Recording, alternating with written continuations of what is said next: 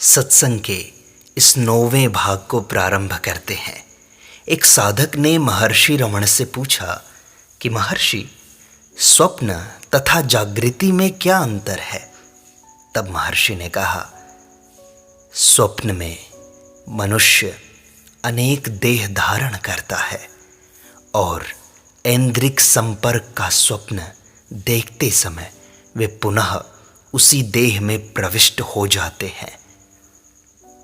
तो महर्षि, आनंद क्या है? क्या इसकी स्थिति आत्मा में है अथवा दृश्य में अथवा देखने वाले में या दिखने वाले पदार्थ के संपर्क में? पर हम अपने व्यवहार में आनंद का अनुभव नहीं करते। वास्तव में इसका उदय कब होता है? जब हमारी इच्छा की वस्तु अथवा उसकी स्मृति से हमारा संपर्क होता है तथा जब हमारा अवांछनीय पदार्थों अथवा उनकी स्मृति से संपर्क हट जाता है, तब हम उसे आनंद कहते हैं। यह आनंद केवल सापेक्ष है तथा इसे हर्ष कहना ही अधिक उपयुक्त होगा, आनंद नहीं। परंतु मनुष्य पूर्ण तथा स्थायी आनंद चाहता है। यह आनंद पदार्थों में नहीं है अपितु परब्रह्म में है। इसी का नाम परम शांति है तथा यह अवस्था दुख और सुख दोनों से परे है। यह एक निरपेक्ष स्थिति है। तो महर्षि, हमारा स्वरूप आनंद कैसे है? पूर्ण आनंद ही ब्रह्म है। पूर्ण शांति आत्मा की है। उसी की एकमात्र सत्ता है तथा वह चेतन है। तत्वज्ञान अथवा भक्ति मार्ग से भी यही निष्कर्ष निकलता है। प्रभु से हम परम आनंद की याचना करते हैं और उनके अनुग्रह से उसे प्राप्त करते हैं। परम आनंद का देने वाला स्वयं भी तो परम आनंद ही होगा तथा अनंत भी। अतः वह इष्ट जो ईश्वर है, अनंत शक्ति तथा परम आनंद का स्वरूप है। ब्रह्म पूर्ण, अव्यक्त एवं अनंत है। जो ईश्वर से अपना निज आनंद प्राप्त करना चाहते हैं, आध्यात्मिक दृष्टि से वे स्वतः ही आनंद स्वरूप हैं। जीव विज्ञान की दृष्टि से जीव आनंद की प्राप्ति के लिए ही सब शारीरिक क्रियाएं करता है। सुख ही हमारी उन्नति में सहायक है। भोजन, व्यायाम, विश्राम, समूह में रहने की इच्छाएं, सुख का मनोविज्ञान इस प्रकार है। हमारा वास्तविक स्वरूप है पूर्ण आनंद। इस कल्पना को मानकर चलिए। पूर्ण ब्रह्म का ईश्वर तथा माया व प्रकृति में विघटित होना ही सृष्टि है।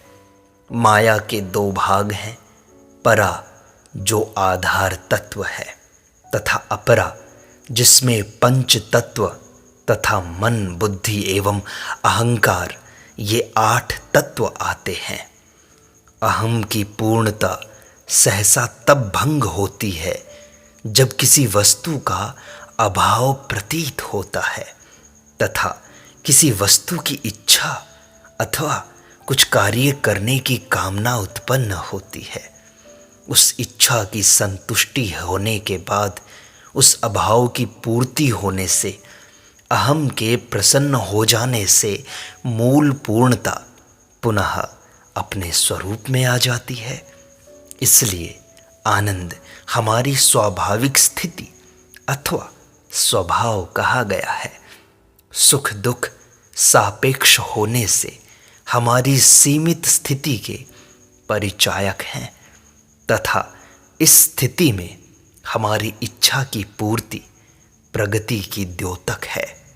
यदि सापेक्ष प्रगति रोकी जा सके तथा जीव आत्मा ब्रह्म में लीन हो जाए, जिसका स्वभाव पूर्ण शांति है, तो वह जीव आत्मा पूर्ण शांति आनंद की प्राप्ति कर सापेक्ष एवं अस्थाई सुख दुख से मुक्त हो जाती है।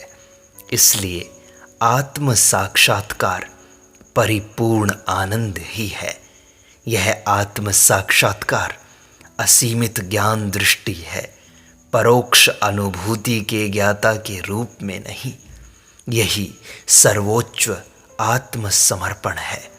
संसार दुख है। महर्षि, तब संसार इतने अधिक दुखों से परिपूर्ण तथा विकारयुक्त क्यों है? ईश्वर इच्छा। तो ईश्वर की ऐसी इच्छा क्यों हुई? इस बात में कोई तर्क नहीं दिया जा सकता। उस परिपूर्ण ज्ञानाधार असीम सर्वशक्तिमान पर किसी इच्छा अथवा किसी लक्ष्य की प्राप्ति का आरोप नहीं किया जा सकता। जिन क्रियाओं का उसकी सत्ता से संपादन होता है, उन क्रियाओं से ईश्वर सर्वथा अछूता है। इस संदर्भ में सूर्य तथा सांसारिक क्रियाओं का उदाहरण दिया जा सकता है। उस एक मात्र के अनेक होने से पूर्व उस पर उत्तरदायित्व अथवा प्रेरक का आरोप करना निरर्थक है, किंतु होने वाली घटनाओं को ही ईश्वर की इच्छा मानकर ईश्वर की स्वतंत्र इच्छा के प्रश्न को हल किया जा सकता है। यदि कष्टदायक तथा असंतोषजनक घटनाओं के होने से अथवा किए गए अथवा न किए गए कार्यों से मन उद्विग्न हो जाए, तो अपने उत्तरदायित्व तथा स्वतंत्र संकल्प का भाव त्याग कर स्वयं को पूर्ण ज्ञानाधार एवं सर्वशक्तिमान के हाथों में यंत्र मात्र मानकर उसकी इच्छानुसार कार्य किया जाए एवं दुख भोगा जाए, यही बुद्धिमानी होगी। सारे भार को वह वहन करता है तथा हमें शांति प्रदान करता है। महर्षि, क्या सद असद विवेक से हम उस अविनाशी परब्रह्म का साक्षात्कार कर सकते हैं? सभी सच्चे साधकों एवं साक्षात्कार करने वाले महापुरुषों द्वारा निर्दिष्ट तथा अनुभूत बात तो यह है कि केवल ब्रह्मनिष्ठा से ही यह ज्ञान तथा साक्षात्कार संभव है। यह ज्ञान तो हम में है तथा हमारा है, अतः जितना भी विवेचन हो वह हमें केवल एक कदम ही आगे बढ़ा सकता है, जिससे हमें विरक्ति पैदा हो तथा हम आभास को भ्रम मात्र मानने लगे, पर अंततो गत्वा हमें परम लक्ष्य की प्राप्ति उस शाश्वत सत्य को दृढ़ता पूर्वक पकड़ने से ही होगी। महर्षि, ऐसा कहा जाता है कि मन की निश्चलता प्राप्त करने के लिए ईश्वरीय कृपा आवश्यक है। क्या यह ठीक है? हम ईश्वर हैं। ईश्वर दृष्टि स्वयं ईश्वरीय कृपा ही है। इस प्रकार हमें ईश्वर की कृपा प्राप्त करने के लिए दैव कृपा की आवश्यकता है। क्या ईश्वर अनुग्रह ईश्वर कृपा से भिन्न है? क्या ऐसा है? ईश्वर स्मरण भी ईश्वर अनुग्रह ही है। उसका स्वभाव ही प्रसाद रूप है। ईश्वर की कृपा से तुम ईश्वर स्मरण करते हो। क्या गुरु कृपा ईश्वरीय कृपा का परिणाम नहीं? दोनों में अंतर क्यों करते हो? गुरु भी ईश्वर ही है, उससे भिन्न थोड़े ही है। जब कभी सत्याचरण का प्रयास किया जाता है और आत्मा पर ध्यान एकाग्र किया जाता है, तभी कुछ रुकावट तथा गिरावट आ जाती है। इसका क्या उपचार है? अंत में सब ठीक हो जाएगा। तुम्हारे दृढ़ संकल्पों की प्रेरणा प्रत्येक असफलता अथवा पतन के बाद तुमको फिर उठ खड़ा होने की क्षमता प्रदान करेगी। धीरे धीरे सारी बाधाएं पराजित हो जाती हैं एवं तुम्हारी प्रवृत्ति शक्तिशाली हो जाती है। अंत में सब ठीक हो जाता है। स्थिर एवं दृढ़ निश्चय ही इसका उपाय है। महर्षि, क्या देवता, ईश्वर तथा विष्णु आदि या इनके पवित्र धाम जैसे कैलाश, वैकुंठ वास्तविक हैं? उतने ही वास्तविक जितने कि तुम इस शरीर में हो। क्या वे भी मेरे शरीर की तरह ही सशरीर हैं अथवा वे खरगोश के सींग की तरह कल्पित हैं? उनकी स्थिति वास्तविक है। यदि ऐसा है तो वे कहीं अवश्य ही होंगे। वे कहाँ हैं? जिन व्यक्तियों ने उनके दर्शन किए हैं वे कहते हैं कि वे कहीं पर स्थित हैं। हमें उनके कथन पर विश्वास करना चाहिए। वे कहाँ बताते हैं? हमारे स्वयं के अंदर। तब तो केवल काल्पनिक सृष्टि हुए जिन्हें मैं निर्माण कर सकता हूँ, नियंत्रित कर सकता हूँ।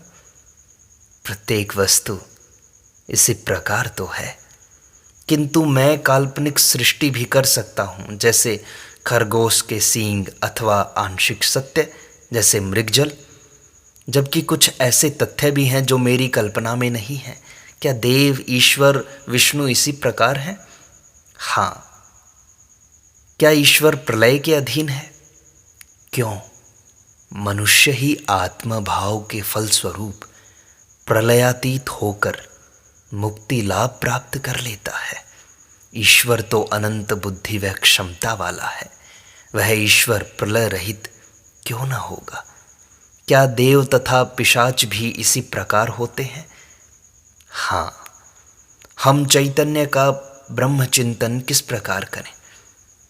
केवल उसके अस्तित्व के भान से। क्या उसे आत्म प्रकाशमान माने?